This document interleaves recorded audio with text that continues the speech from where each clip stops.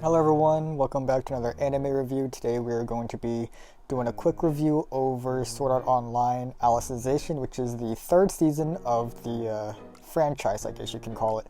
But before we get into that, don't worry, I'm not shouting out anything. I want to make a correction about my most recent review, which was Sword Art Online Alternative Gun Gale Online, which is the mini-season that you don't really need to watch. I want to make a correction because last time I gave that rating an 8.5, and I have no idea what the fuck kind of glue I was sniffing, but it was making me see some random fucking ratings, right, that this anime just didn't deserve.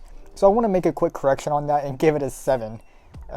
So Sword Art Online Alternative Gun Gale Online is now a 7. I'm not going to go back and fucking make the whole video, it seems pointless.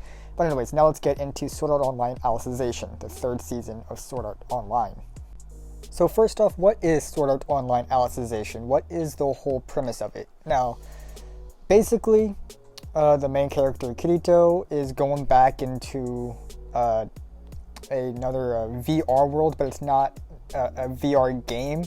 It's more like a simulation, a test of something that you'll later, I guess, figure out down the end. All that spoilers, but it's basically like it's basically still like the original SAO in a certain sense. It's still kind of like death is involved, like, you know, trapped in another world, death is involved or whatever. Like, it's still that same premise.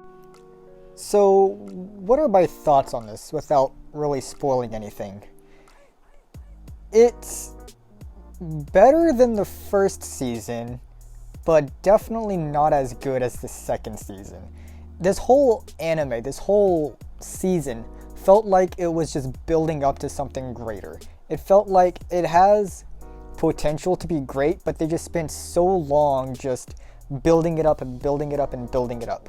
Like, whenever I got to like the last few episodes, like, I started to really enjoy it, but the whole season, the whole start of the season was just building up, building up, building up. It wasn't even that good kind of building up. I was just like, okay, yeah, I don't care about any of this. Just get to the point, get to the point, get to the fucking point. Oh, this is all boring. Like, I don't care. But like, you could definitely tell, like, it was all character development. They wanted you to care for the characters. And yeah, in a way, yes, but at the same time, like, the story just still didn't feel good. It didn't feel like it was necessary. It all felt boring, right? But it was just build up, and build up. Like I said, not the good kind of build up. But it was at least written well. Like, there was no really like plot holes or anything. There was definitely no massive time jumps that felt unnecessary like the first anime. That was fucking awful. But it's written fine.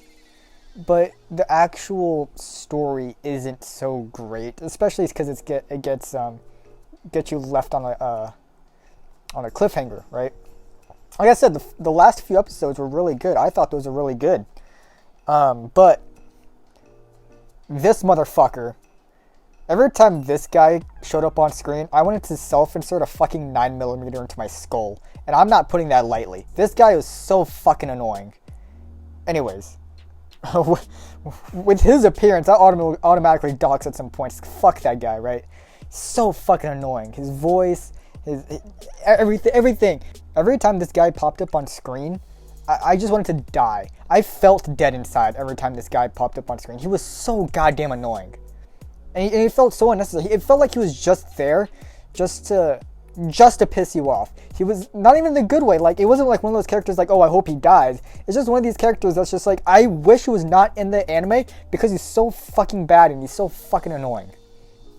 But other than that, like, it was still better than season 1. Not as good as season 2. It felt really slow. Very slow. The animation was great though. It was definitely the animation definitely seems to have improved. The battles, the fighting actually looked really good too. Like, those were enjoyable to watch, but the story itself just didn't captivate me until the last few episodes. And that's why I think it was building up. It's building up to something, and there's another season after this, War of the Underworlds, which I actually already did start, which I'm not going to get into because I haven't finished it yet, and that'll be a whole other review.